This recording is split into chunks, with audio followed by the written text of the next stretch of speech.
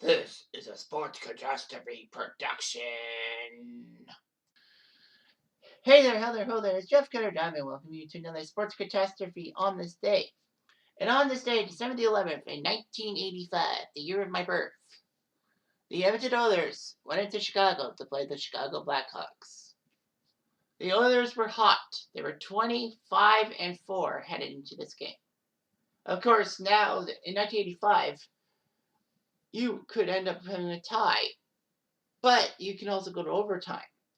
So the 4 points were ties at the end of regulation and the 5-minute overtime.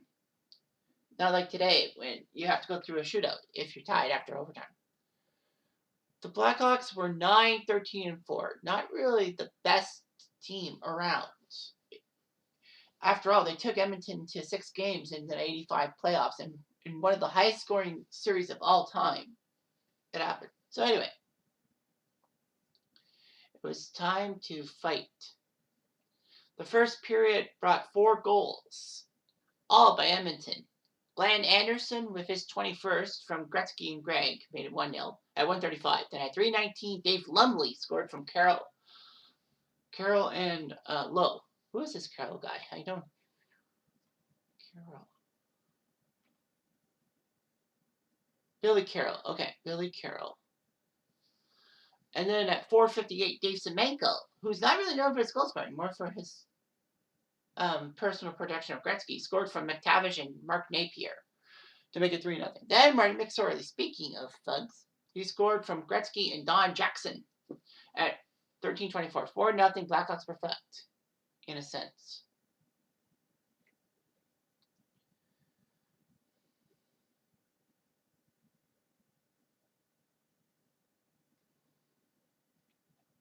In the second period, the Blackhawks were in trouble as Edmonton scored again. Glenn Anderson scored his 22nd from Gretzky and Jackson. So Gretzky got some assists. Then Kevin McClellan scored from Mark Sorley and Summanen. So the Summanen guy, Ramos Summanen, never heard of him, but anyway, 6-0 Edmonton at 1:23 away. And then at the 5:38 mark, Chicago finally scored on a goal by Denny Savard from Steve Larmer and Al Sigurd. And then Lee Fogelin. Potter went home for the Oilers at 6:11 from McClellan and Summanen. The Blackhawks put up a few goals after that. They were actually down 7-1 and put up 4 straight goals. Goals by Kirk Fraser, William Watson. Never heard of the guy. Troy Murray and Jack O'Callahan.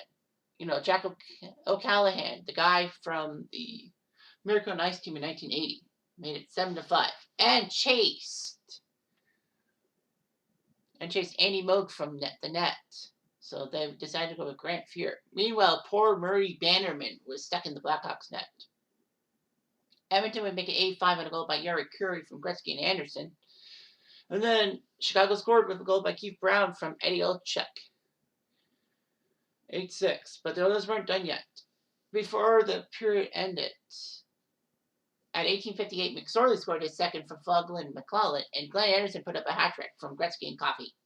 10-6. 10-6 through 2 periods, mind you. So 16 goals through 2 periods. You can kind of guess why I picked this moment. Anyway, Chicago would actually... It was peaceful for the first 13 minutes of the third period. No one scored. But then Edmonton gave up a goal to Troy Murray from Olczyk and Brown. Chicago decided to give Bannerman finally a rest after the second period and put Bob Sauvé in net. Yari Curry would be the first to score off of Sauvé from Gretzky and Anderson at 15:34. Then at 17:59, Ken Yarmachuk scored from Garner and Wilson. But not that Garner. It's Bill Garner. Yari Curry, with 36 seconds left, scored to make it 12-8 from Gretzky and Anderson, and Chicago did score 13 seconds later. Yarmachuk from Lisiak and Gardner. Final tally, 12-9, Chicago loses. The Oilers scored 12 goals on 44 shots.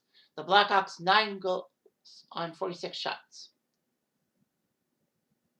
If you want to look at the big points getters, Glenn Anderson had 6 points. He had the double hat trick. A hat trick in goals and a hat trick in assists. 3 goals, 3 assists. Gretzky put up 7 points. All of them assists.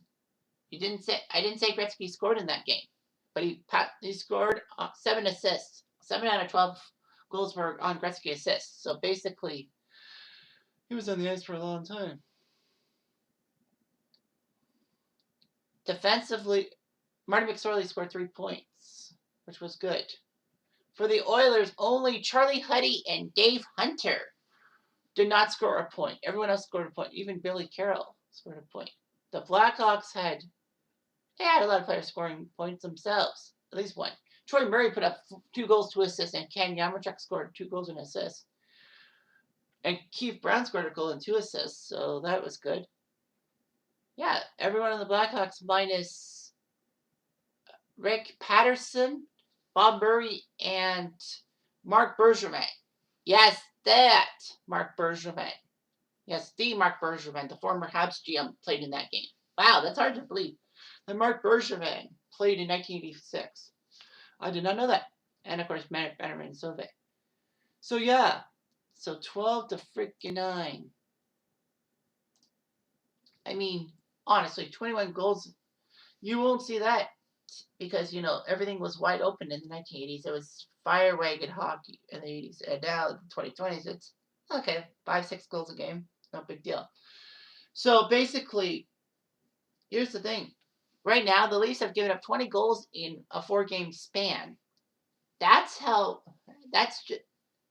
weird because then, you know, 21 goals in 1 game, and then the Leafs have given up 20 in 4 games. Of course, they've scored more, but whatever. So yeah, a great time had by all. Anyway, I'm Jeff Diamond. Adieu.